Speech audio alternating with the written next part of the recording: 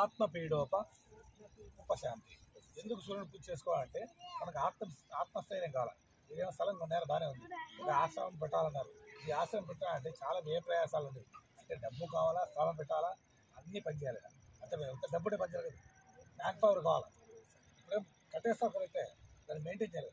అంటే ఆ శక్తిని మనకి ఇవ్వాలి. ఆ శక్తి అవ్వడం సూర్యభగవాన్ ఏ కారణం చేయమంటారు. సూర్యగ్రహం ఒంటిపైన పడితే ఏ డివిజన్ ఉంటుంది, దాని మూలంగా మన ఒంట్లో ఉంటే ఎటువంటి నెగిటివ్ ఎనర్జీస్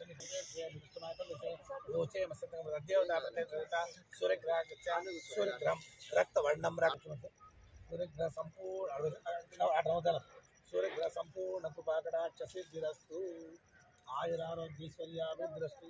తర్వాత చంద్రుడు నవగ్రహాల సంఖ్య వచ్చేసి 1,20,000. ఈ 1,20,000 1% 120 సంవత్సరాలు. 120 సంవత్సరాల నుంచి భూమి మీద ఏ మానవుడు బతుకు యూట్యూబ్ చూస్తున్నాం. 150 అయిన అబద్ధమే. 120 సంవత్సరం మనిషి యొక్క ఆయుష్ అంతే, అంత మించి లేడు. 120 బతికి ఎవరు లేడు. ఊరికి అయిన డూబమ్మ. ఈ చంద్రుడు సూర్యుడు 6 సంవత్సరాలు అంటారు, చంద్రుడు వచ్చేసి 10 సంవత్సరాలు. కుజుడు 1,00,000 1% అంటే 120 సంవత్సరాలు మనిషి బతుకు ఆ మనిషి యొక్క ఆయుష్. ఈ చంద్రుడు మనకు కారకు చంద్రుడు. మనసు బాగుంటే మీరేం చేయగలరు. అందుకే మనసు లగ్నం చేయడం, మనసు లగ్నం చేయబోతుంది. దీనికే ఎలా వాడి ఎందుకు మనం చెప్తామంటే ఎలా ఇప్పుడు బాహ్య ప్రపంచం గెలిపాం. ఈ ఆట వల్ల ఏం సౌండ్ వస్తుంది మనం నిలబడతాం. అదే మన ఇచ్చిన ఏమన్నా రామ్యం ఒప్పుకుంటే అందుకే ప్రశాంతంగా ఉంది. ఈ చంద్రుడు మనసు బాగుంటే మనం ఏం చేయగలం. మనసు బాగాలేదు పూజాంచ తారయే చంద్ర ధ్యానం ప్రవక్ష్యామి మనఃపీడోప ఉపశాంతి. ఎవరైనా చంద్రుడు మనసు బాగాలేకపోతే ఏం చెప్తాం. శ్వేతవర్ణం శ్వేతగంధం శ్వేతపుష్పం శ్వేతమాల్యామృతం శ్వేతఛత్ర ద్వైపతాకాశోభితం దివ్ర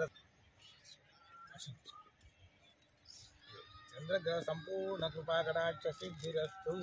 తర్వాత కుజుడు చూసిన వరాహ అవతారం అంట. అర్థమైంది. ఆ ఎత్తినప్పుడు ఏం చేశాడంటే ఆయన భూమితో దున్నుతాడు. పైన కూర్మ రూపంలో ఉన్నప్పుడు పైన భూమండలం అంతా దాన్ని పెట్టుకుంటాడు. నమస్కరోమి ధారయామి నమస్కరోమి. దాని కాని పాపాన్ని జన్మాంతృతాన్ని తాని తాని ప్రసంతి పదే పదే పాపోహం పాప కర్మాణం పాప దేవతాభ్యోరమాది. పాలు ఉన్నమ్మ, పాలు తెచ్చారు కదా.